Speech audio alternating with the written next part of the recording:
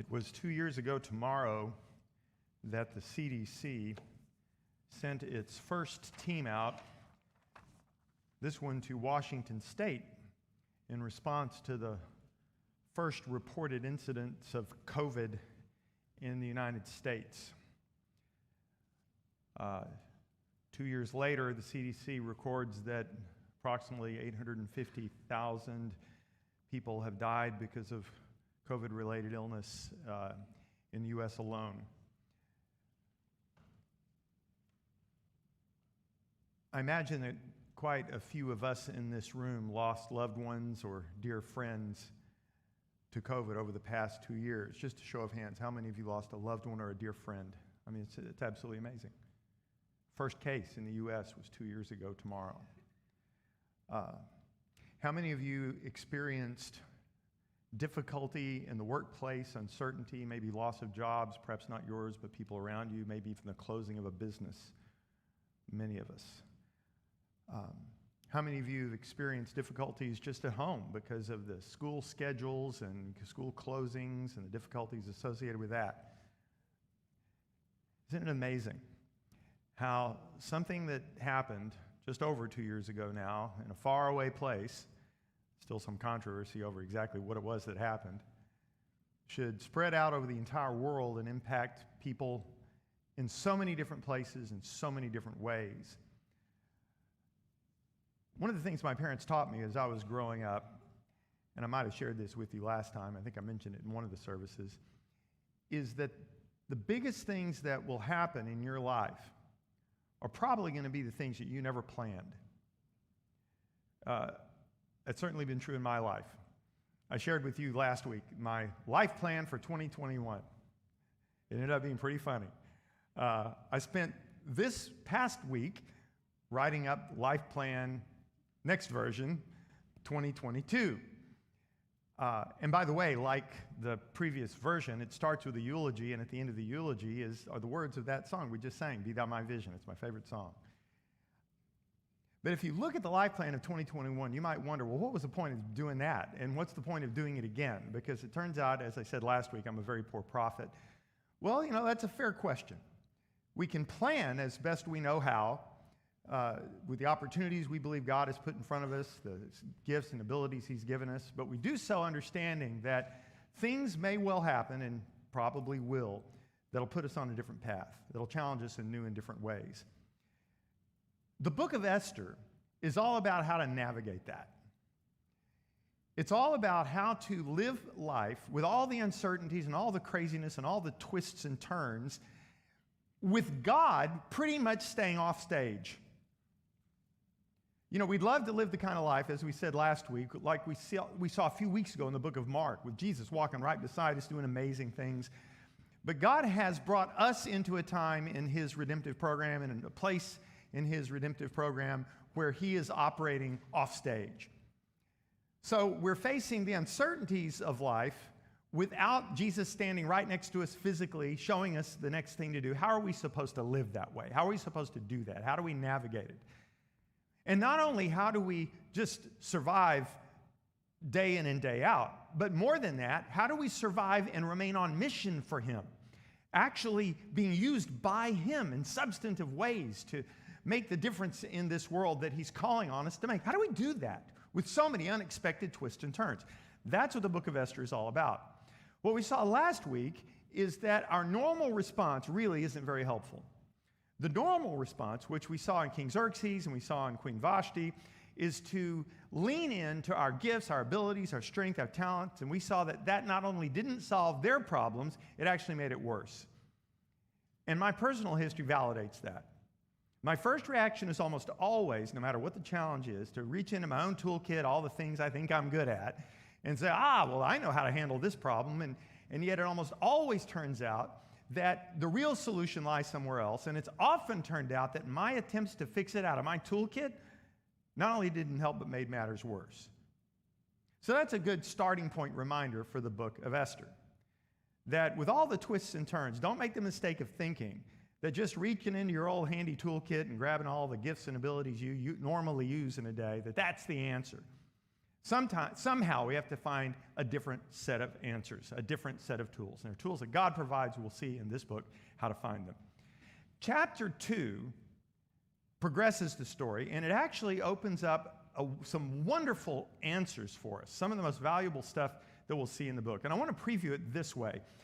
The title of this particular lesson is Unplanned but Never Unexpected.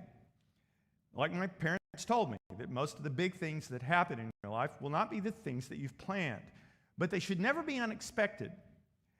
They shouldn't be unexpected to me because I know that I don't know what the future will bring.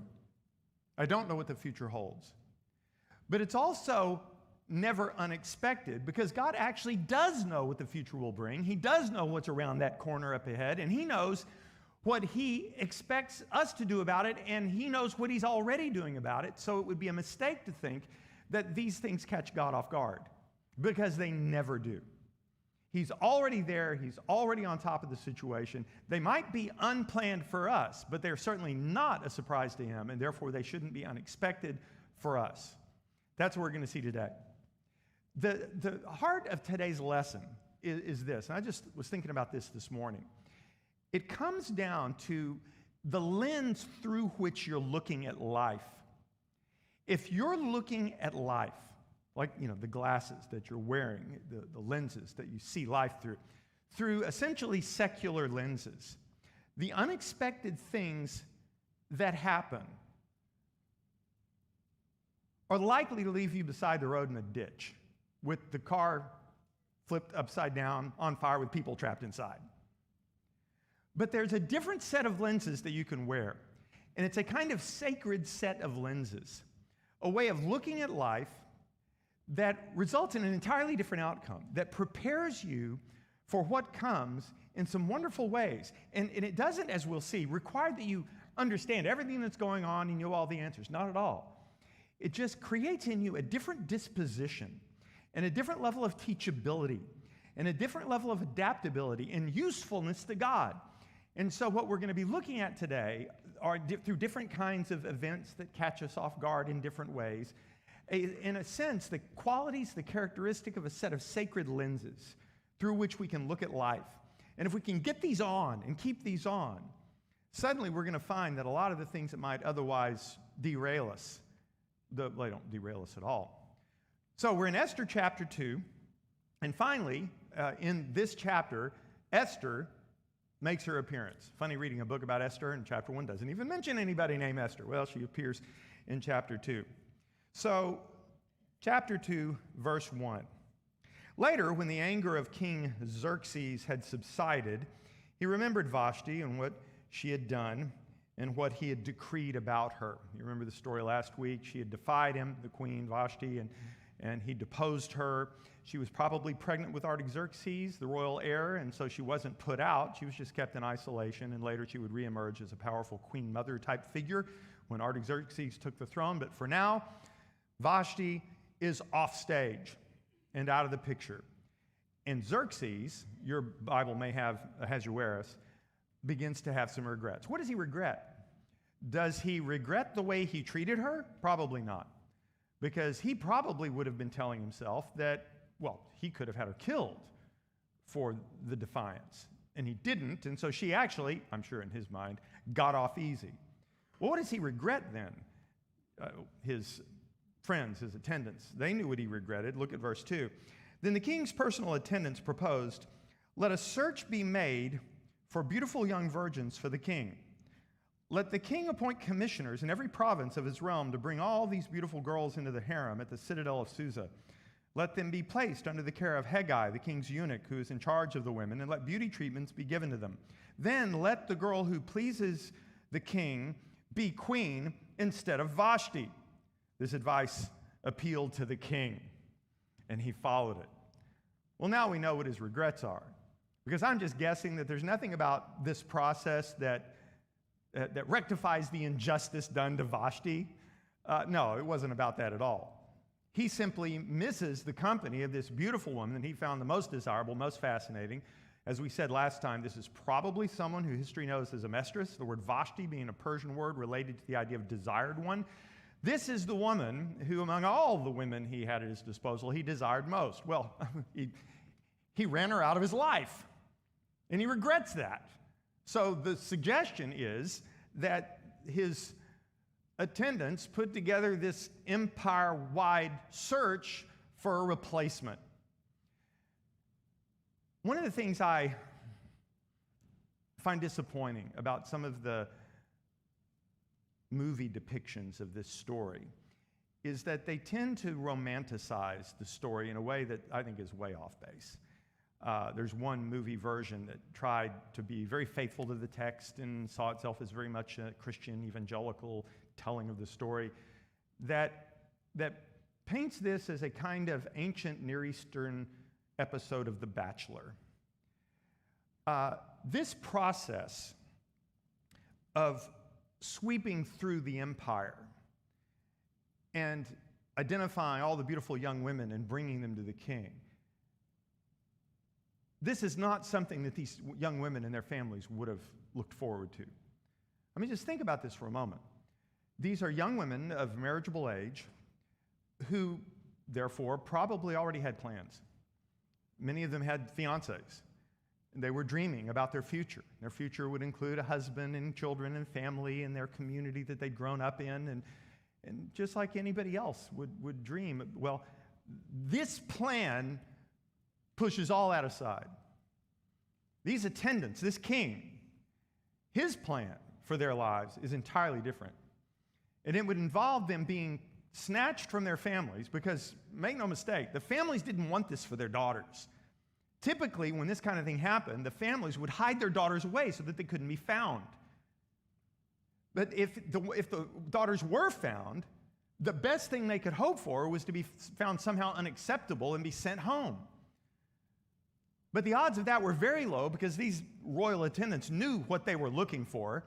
And so what would happen to these young women, and we'll see more detail as the story unfolds, is they would be taken away their family for the rest of their lives and end up in isolation as part of a harem with no normal husband, no normal relationship with kids and family.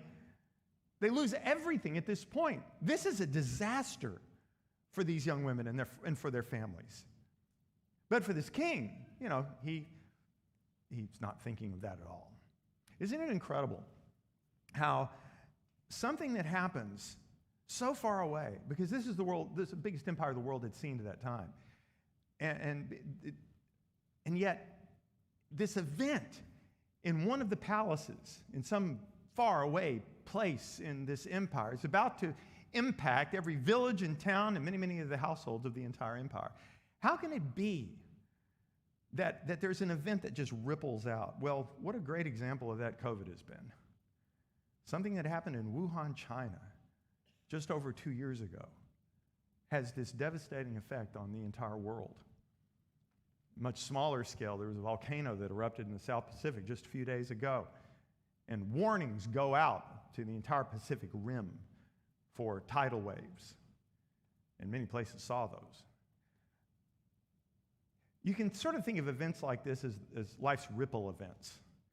That it seems like something far away that's happening to somebody else, but it eventually reaches you. That's one kind of event that we'll see in the chapter today, one of several. And the lesson here is this: writing out life's ripple events. Expect to be rocked, but refuse to be capsized. Now, if you put on that sacred lens, that's what it allows you to do. You expect to be rocked. Yeah, things that happen far away can impact me, and I expect my life to be rocked. But you don't have to be capsized. The song we were singing just moments ago talked about, the Lord of heaven and his strength, and we stand on that solid rock. That is always an option. You can't control whether those events happen in these faraway places. You can't control whether the ripples of those events reach you. But it is entirely up to us whether we allow those events to capsize us, to turn our boats over. And let me tell you when they capsize us. It's when we're going through life with the secular lenses on. If we're looking at life the way everybody else does, with the world's priorities and the world's perspective, the world's agenda, we're just headlong in pursuit of all of that. and the ripples come, we find ourselves completely unprepared for the response we see here, the response that keeps you on solid ground, the response that prevents you from being capsized. But on the other hand, if you go through life with that sacred lens on, and that's one reason that time with God every day is so important, because it keeps you, those lens polished and clear, and you're continually looking at life through that sacred lens. Yes, the ripples come, but when they do, yeah, you feel them, but the boat doesn't have to get capsized. That part's entirely up to you, your response to it. One of my favorite lines from the famous Howard Hendricks, I'm sure you've heard this many times. Somebody said to him, he asked somebody one time, "How are you doing?" And they said, "Well, pretty good under the circumstances." And he said, "What are you doing under there?" Being under the circumstances is a choice we make. And when the ripple events happen, and when they do finally reach us, if our boat capsized, that's on us. That doesn't have to be what happens. But here we have a ripple event that started out in one of the citadel of Susa, one of the palaces of the king of Persia. It's about to hit families all across the empire, including, as we'll see, Esther's in verse 5. Now, there was in the citadel of Susa a Jew of the tribe of Benjamin named Mordecai, son of Jair, the son of Shimei, the son of Kish, who had been carried into exile from Jerusalem by Nebuchadnezzar, king of Babylon, among those taken captive with Jehoiachin, king of Judah. Okay, we're going way back now, 125, 150 years. There was a deportation under the Babylonian Empire of the Jews. And it happened when King Jehoiachin was deported. One of this man, Mordecai's ancestors, had been deported as well. The family had been in Babylon ever since. And when the Babylonian Empire was overtaken by the Persians, they were still there. They're just part of a new empire now. And so here we have this guy named Mordecai, a Jew of the tribe of Benjamin, been there for generations. Now, the word Mordecai, by the way, that's an absolutely Babylonian, Persian kind of name. Just one of several indications we'll see that they had sort of assimilated into the culture in many ways, but not spiritually. We'll see that too. They're just doing life in this new empire where they find themselves, and some decision was made. They hadn't even heard about it. But then, reading on, in verse 7, Mordecai had a cousin named Hadassah, whom he had brought up because she had neither father nor mother. This girl, who was also known as Esther, okay, well, here's our heroine. Hadassah is her Hebrew name. Esther is her Persian name. The Hebrew name, Hadassah, beautiful plant. Persian name, Esther, seems to have something to do with a star. This is a beautiful young woman. She's his cousin, but younger, and one that he had raised almost like an adoptive daughter. Mordecai had a cousin named Hadassah, whom he had brought up because she had neither father nor mother. The girl, who was also known as Esther, was lovely in form and features, and we see where this is headed. And Mordecai had taken her as his own daughter when her father and mother died. When the king's order and edict had been proclaimed, many girls were brought to the citadel of Susa and put under the care of Hegai. So girls from all over the empire were being rounded up as a result of what the king had decided. And it turns out, as we'll see, that Esther was one of them. But let's pause here for a moment. What's going on with the king at this time? We previewed this a little bit last week. The Book of Esther opens with the king, Xerxes, gathering military and government officials from all of the empire to plan the greatest invasion the world had seen to that time. It's the invasion of the Greeks. You remember the story about how the Greeks, particularly the Athenians, had tried to help a particular Greek city under Persian control get freedom from the Persians. They'd failed miserably and angered King Darius, Xerxes' father. He decided to punish the Greeks.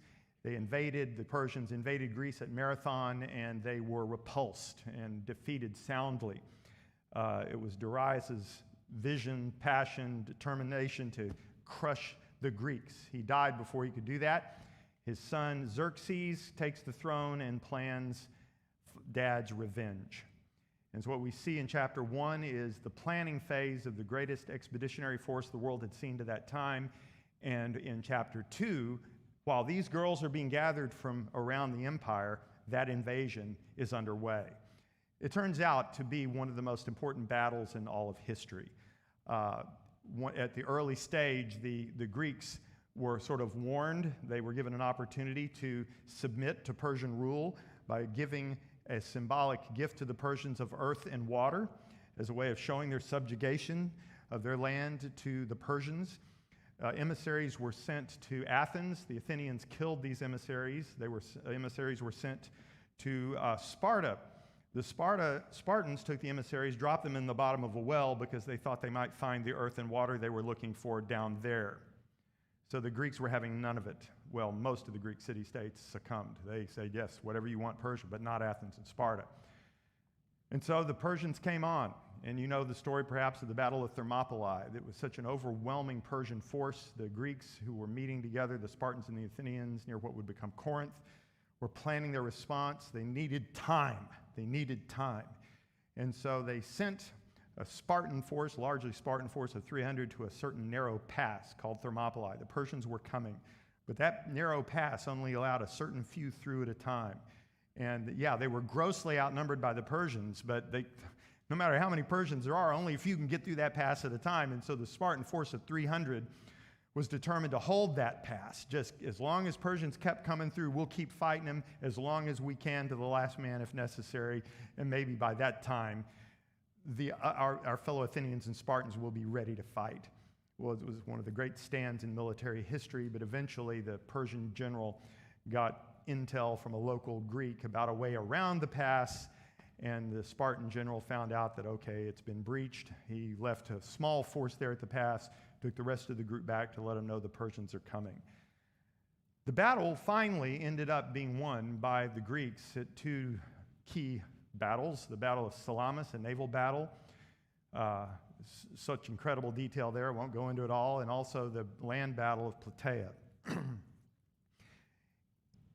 Because of these two battles, the advance of ancient Near Eastern civilization into the West was halted, and they never again went beyond that point. But more significantly, if the Persians had taken over Greece at that time, what we now think of as the golden age of Greece, which would be just a few years later, would never have happened. And all of the work that the Greeks did that's so foundational to Western thought and Western culture may never have happened. And history would have been dramatically changed. One of the most important moments in the history of Western civilization, right here at the Battle of Plataea. Now, the sad news is this. After things went badly at the Battle of Salamis, King Xerxes decided, he'd had about enough of fighting the Greeks, and he left his troops in the field, and he headed home. As the Greek historian Herodotus put it, he returned to the comfort of his harem. So at some point during the battle, which was going against the Persians, King Xerxes remembered this little plan of gathering all these girls, and he decided that sounded more interesting to him than carrying on losing to the Greeks. So he left his troops in the field to, finish up and retreat eventually while he returned to Persia. But in the meantime, the girls are being gathered. And by the way, just think of this. The girls are being gathered from all these villages. They're of marriageable age. They're probably engaged. Where do you think their fiancés are? A lot of them are in Greece fighting alongside Xerxes. So while their fiancés are in Greece fighting as part of the Persian army to expand the empire of this Persian king, back home, that same Persian king has all his emissaries out there snatching up all the pretty girls. Which explains part of the reason that the Greeks were able to defeat the Persians, because you had a conscript army, Persian, fighting people, Greeks, who were fighting for themselves and their own families and their own homes and their own freedom. But enough of the history lesson. There's no quiz next period, by the way, so you don't have to be taking notes. Verse 7, Mordecai had a cousin named Hadassah. We met her. When the king's, here we are. Verse 8, when the king's order and edict had been proclaimed, many girls were brought to the citadel of Susa and put under the care of Haggai. Esther also was taken to the king's palace and entrusted to Haggai, who had charge of the harem. It's all happening while Xerxes is off fighting the Greeks. The girl pleased him. Esther impressed Haggai and won his favor immediately. Immediately, he provided her with beauty treatments and special food. He assigned her to 7 maids selected from the king's palace and moved her and her maids into the best place in the harem. Suddenly, her life has changed completely. Now, keep in mind, she grew up right there in Susa. Now, not in the citadel. We'll find out later that Mordecai actually works in the citadel, but they didn't live there. She lived right here in town. But she's gone from being just a young woman who's grown up here in town where this palace is, to being now a member of a harem inside the palace, completely cut off from her previous life. So cut off from her previous life, she might as well have been from the remotest corner of the empire, just too far away. And so here she is now, just ambushed by this, just taken suddenly and completely by surprise. Well, these are life's ambush events, where you're going through life and suddenly something hits you and everything is changed.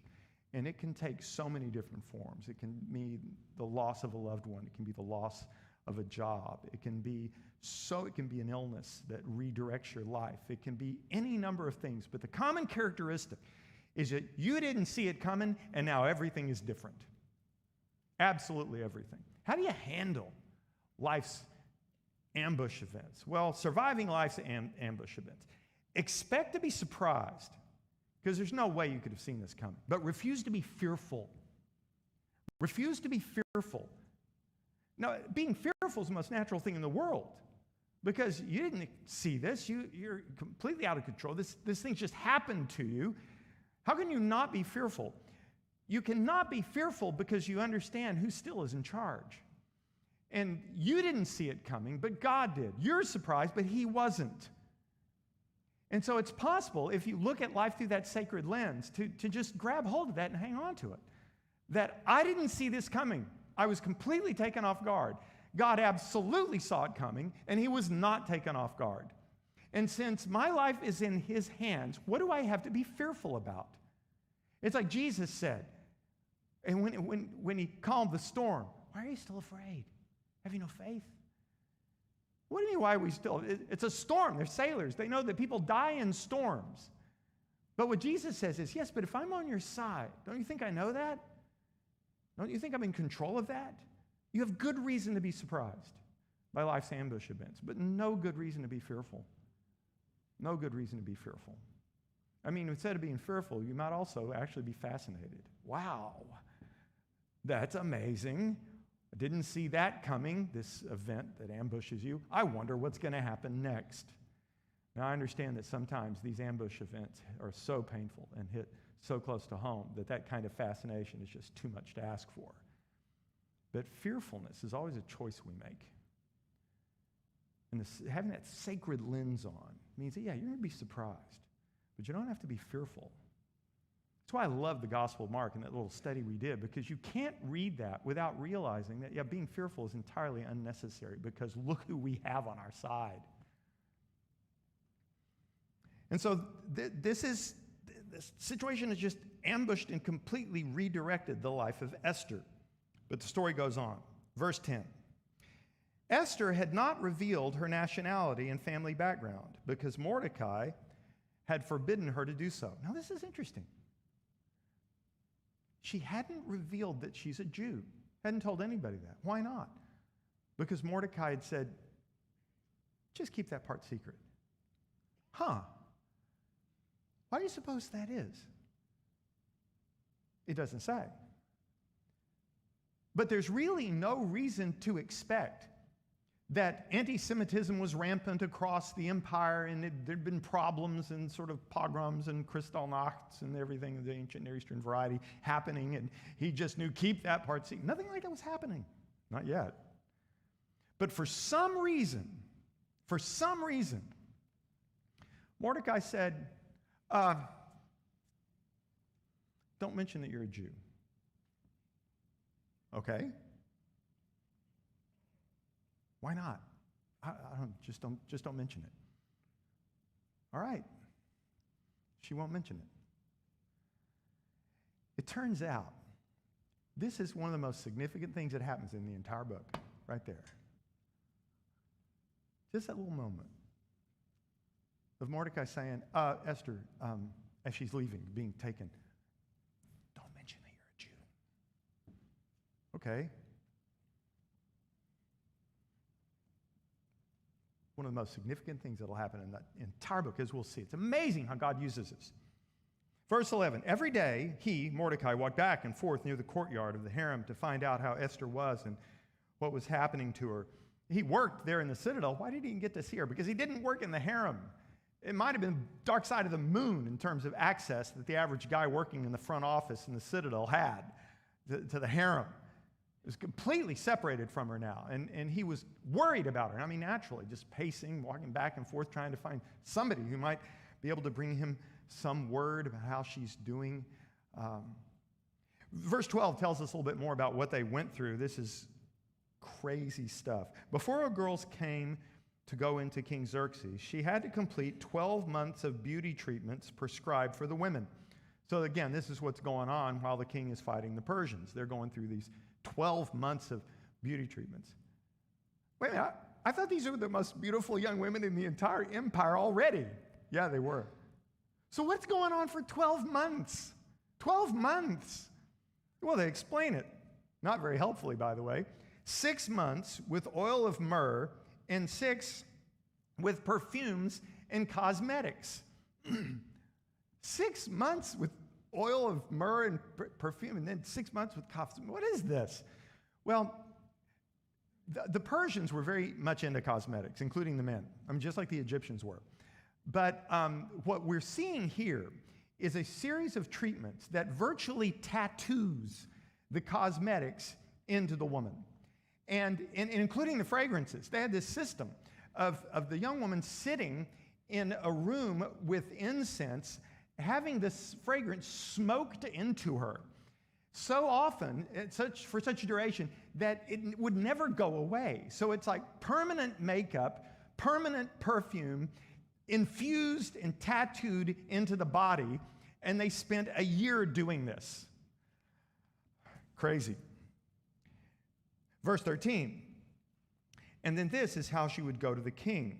And this isn't Esther yet. This is just telling you the process. Anything she wanted was given to her to take with her from the harem to the king's palace. In the evening, she would go there, and in the morning, return to another part of the harem, to the care of Sheshgaz, the king's eunuchs, who was in charge of the concubines.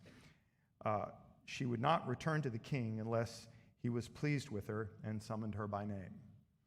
So a year of preparation, an opportunity to pick out whatever jewelry and clothing she wanted to wear.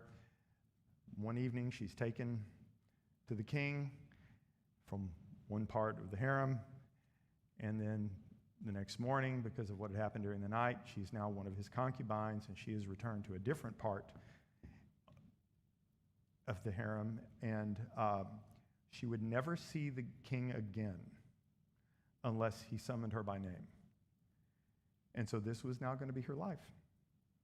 Sitting around with the other women, the other concubines, wives, waiting to be called. No husband of your own, no family of your own, very likely no children of your own, living under the care of some royal eunuchs. That was her life.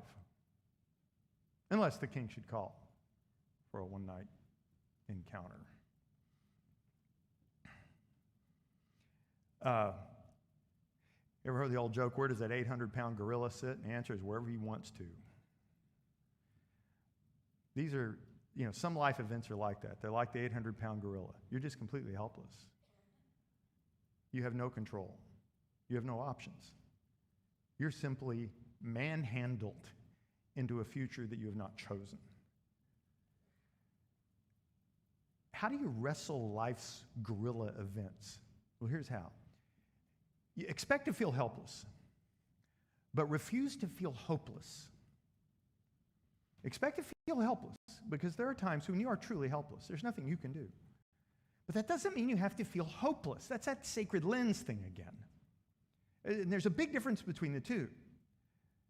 Yes, she's completely overtaken by events. And no, she has no control over what's about to happen to her. Some people have objected at this point. I don't know. Daniel said no years earlier, dietary restrictions. No, we're not going to eat that. Well, keep in mind, he actually asked permission not to eat the usual diet and was given permission. But even then, I think it's naive to think that she had more control over this situation than she did. One of the movies I was alluding to for a moment ago, they depict this scene by just a night of conversation. And one commentator says, well, maybe it was her refusal to participate in this activity that made her somehow more alluring to the king. What rubbish. She's just a person, taken and doing the best she can. And we'll come back to that in a minute, about her reaction, her response, how she's managing this. Well, sometimes life says, I don't care. And it takes you to a place you never wanted to go. And you feel absolutely helpless because you are. But that doesn't mean you have to feel hopeless. And there's all the difference in the world between those two. Because you know there's a God in heaven, because you know that he loves you, because you know that he is the master of all things, that you don't know what he's up to. And you feel helpless, but you know that he isn't helpless. And you may wonder, why has he allowed me to suffer this? And all those questions are profound and fair. And ask God those questions and be mad at him if you want to, like the psalmist is so often. But that doesn't mean you ever have to feel hopeless. Hopelessness is a choice that we make. And it's a choice that comes about when we're looking at life through that secular lens, when we realize that the tools we have in our kit simply aren't up to the challenge. Well, no, of course they're not. Well, therefore, we feel hopeless. What? Who told you those are the only tools you've got? What about this God who is in your life and on your side and who is infinitely powerful? How can you feel hopeless with him in your life? Now, if you don't see that, recognize that you can. It's a choice. So expect to feel helpless, but refuse to feel hopeless. Well, what hope does Esther have? Well, let's see the story continues to unfold. Verse 15. When the turn came for Esther, the girl Mordecai had adopted, the daughter of his uncle Abihail, now we find out Esther's father's name, to go to the king, she asked for nothing other than what Haggai, the king's eunuch who was in charge of the harem, suggested. And Esther found favor of everyone who saw her. There's something remarkable about this young woman. It's not just that she was beautiful, because all these young women were beautiful, but there's something about her character and her personality that drew people to her. And it impacted the eunuch Haggai. She immediately became his favorite. And apparently had an impact on the king and others as well. Just a remarkable person, just a person who's doing life. And people look at her and think this is a special person. And so she's caught up in all of this, and her night comes. Verse 16, she was taken to King Xerxes in the royal residence in the 10th month of the month of Tebeth in the 7th year of his reign. Now keep in mind, back in chapter 1, verse 2. At the time of King Xerxes, verse 3, in the 3rd year of his reign, that's when chapter 1 happens. She's taken in during the 7th year of his reign. 4 years have passed since chapter 1. 4 years. And the crisis still hasn't happened yet, but we'll come back to that point. So she's taken to the king, and verse 17. Now the king was attracted to Esther more than to any of the other women, and she won his favor and approval more than any of the other virgins. So he set a royal crown on her head and made her queen instead of Vashti, and the king gave a great banquet, Esther's banquet, for all his nobles and officials. He proclaimed a holiday throughout the provinces and distributed gifts with royal liberality. Wow. Who saw that coming? Talk about an unexpected turn. But what does it mean? No clue. It's clear that God is allowing this, but why? No idea. Absolutely no idea. Now, some of you are old enough to remember Polaroid cameras. Remember those? It's really an amazing invention that you can take a picture and it doesn't take up memory space, and you have a built-in printer right there, and you can look at the picture immediately, and you don't have to print it on some lame piece of paper or wait till you get back home. It's right there in its color. It's incredible. It's just what an invention. Well, it's been around for a long time. I'm not sure if it's around anymore. But the thing about Polaroid pictures is when it comes out of the machine, it's all just sort of one big gray mess. And isn't that the way life is a lot of the time? When things happen, it's just one big gray obscure mess. You have no idea what any of it means. But over time, it starts to form. It starts to take shape. Oh, okay, I can see it now. And you start to get, and eventually, it's a beautiful, clear picture. And you can see it just fine. Well, a lot of life's big events are like that. At first, there's a lot of activity, there's a lot going on, and you don't have a clue what any of it means. How do you manage that? Well, let's see. I'm not sure if this is on the screen. It seems to be that we're a couple of slides ahead, but pondering life's Polaroid events. Here's the lesson. Expect a lot of activity, but not a lot of clarity. That's the point. Expect a lot of activity in your life, but don't expect a lot of clarity. A lot's going to go on, and you're not going to get it. A lot of things are going to happen. You won't have a clue why. And I'll tell you, one of the biggest moments like that in my life is after I left vocational pastoral ministry in 2008 and got into oil and gas. I had no idea what God was up to. I had no idea. And I'll tell you, for the longest time, there was sort of an identity crisis going from being Pastor Keith to a project management consultant in the oil and gas industry, traveling all over the place and doing cool stuff with amazing people. But I didn't know what it meant for me. And I can tell you how it felt. I felt like I'd been benched. I felt like God had given me my shot in pastoral ministry, and somehow I just hadn't done what he wanted me to do or hadn't accomplished whatever it was. I don't know. There's plenty of disappointment to go around for pastor types, believe me. But for whatever it was, I thought God perhaps shared that disappointment in me, and he just sent me to the bench. And being a loving God, he knew I needed to support my family, so he gave me this cool gig in oil and gas, and I started making money like I never made in pastoral ministry, I tell you. But it was, spiritually for me, it was very hard because I didn't have a clue what he was doing or what it meant for me. And for a long time, 10 years, Julie and I were asking ourselves, who are we now? What happened? What does this mean? But a lot of the time, there's a lot of activity in your life, a lot going on, but, there's not a lot of clarity. But what pulls you through, though, is it's that sacred lens again. That I don't have to see it.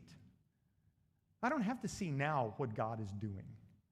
I don't have to have the clarity and the understanding now. Just trust him and go along for the ride, because I can tell you now, it all makes perfect sense. In my marketplace ministry I'm involved in now, perfectly bringing together the ministry background, the marketplace background into a marketplace ministry. It's awesome. I had no clue that that's what God was up to, but that's what God was up to. But it takes sometimes a long time for the picture to develop. Be patient. Patience is your only option. Patience is your only option. And then finally, wrapping up this story. Now, this is really nuts, this next thing. Hey, there it is, right there. Expect a lot of activity, but not a lot of clarity. Finally, verse 19. When the virgins were assembled a second time, Mordecai was sitting at the king's gate. Wait a minute. When the virgins were assembled a second time, I thought he already made his choice. What's going on here? Actually, the Hebrew of this is really awkward, and it's hard to translate. In the Septuagint, the Greek version of the Old Testament, doesn't even include this. So we not only don't know what to make of this claim, scholars don't even know what to make of the Hebrew exactly, so we'll just skip it. Whatever's going on here, we don't know what this means. But Mordecai was sitting at the king's gate. His job put him right there at the sort of outer court of the palace. But Esther had kept secret her family background and nationality, just as Mordecai had told her to do, for she continued to follow Mordecai's instructions as she had done when he was bringing her up. So still, she hadn't said anything about being a Jew. She's keeping that quiet. Again, one of the most significant things in the whole book, strangely enough. Now, here's the weird thing. Watch this. During the time Mordecai was sitting at the king's gate, Bigthana and Teresh, two of the king's officers who guarded the doorway, became angry and conspired to assassinate King Xerxes. These two guys, they guarded the king's door. This was the king's personal protective detail. They were the last line of defense. These were the two guys. The next person was Xerxes. And these two guys, like his Secret Service personal protective detail, get mad at him and decide to kill him. There is no one between them and the king to prevent them. This is a real threat to the life of Xerxes. Now, we don't know what they were mad about, but they're mad about something, and they're determined to kill him. Somehow, word gets out. Verse 22, but Mordecai, Esther's adoptive father, cousin, found out about the plot and told Queen Esther. He didn't see her face to face, but somehow got word to her, who in turn reported it to the king, giving credit to Mordecai. So now the king knows in time. And when the report was investigated and found to be true, the two officials were hanged on the gallows. You could translate this, impaled on a spike. All this was recorded in the book of the Annals in the presence of the king. Wow. I mean, really dramatic, crazy plot against the king, and Mordecai somehow found out about it, somehow got word to Esther. She reported it to the king. Assassination attempt averted. It gets written down someplace, and that's the end of chapter 2. What was that about? It turns out that this is also one of the most significant things to happen in the book. It's just incredible. But as far as these people are concerned, living it out, it's a total non-event. What does this have to do with them? It has nothing to do with them. This is just, it's this thing that happened, and it happened, and then it was over. And somebody wrote something down, and that was the end of it. What did that mean? Well, this I call one of life's non-events. There's a lot of stuff that happens in your life that's really very, very significant. And in retrospect, you can see it. But at the time, you don't know this is a big deal at all. You don't know that this was an important thing, or something someone said, something that happened, some change in your life. It just seems like, well, that happened. It couldn't possibly have meant anything to me, when it turns out, oh no, that was actually one of the most strategic things God did in your life. Really? So, noticing life's non-events. Expect God to act, but don't expect to see it. You have every right to expect that God is hard at work, acting on your behalf. You have no right to expect that you will actually see it. Some of it He'll show you. A lot of it, you'll never guess. Never guess. But you can still expect it. You can still count on Him to act. And that's part of that sacred lens you're looking through. You expect God to act. I just don't know what He's doing. This is happening, that's going on. I don't know. Maybe that's part of it. Maybe that's not. I don't know what it is. But God's doing something. See, that mindset, it's just transformative. It's transformative. And it's a choice you make. As all of these are. All these things. I mean, in your life group this week, I think you're going to go back and look at these in case you didn't write them all down. We've got them for you. But these things sort of capture, they characterize what it's like to approach life with that mindset. Now, finally, what's happening here in the book of Esther, chapter 2? Well, what's happening is simply this. God's crisis response plan is now fully in place. And the crisis hasn't even happened yet. The crisis response plan is fully in place. God's ready to go. And it hasn't even happened yet. You know, when we encounter a crisis, we often, and by the way, I promised to finish the sermon on time this week. I am now breaking that promise.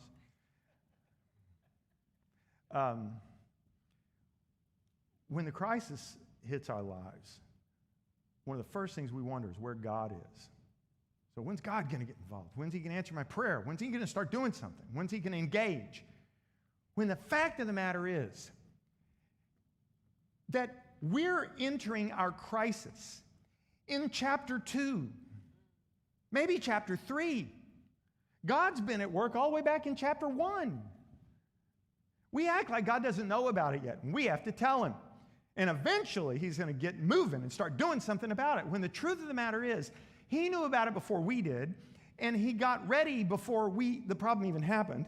And like we see in Esther, in all likelihood, all the pieces are in place of God's divine response before we even become aware of the crisis or before it even hits.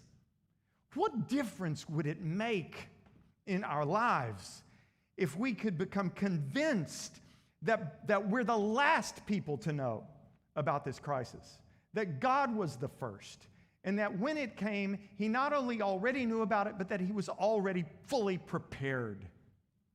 And that all we needed to do was hang on and trust Him to see the plan unfold that He set up for us because He's so crazy in love with us. What difference would that make? That's the mindset. But it's about to get exciting because the bomb goes off in chapter 3, and you are not allowed to read ahead. Let me pray for us. Father, we thank you for your love for us, your presence in our lives, and we thank you, Lord, that you go ahead of us and prepare the way.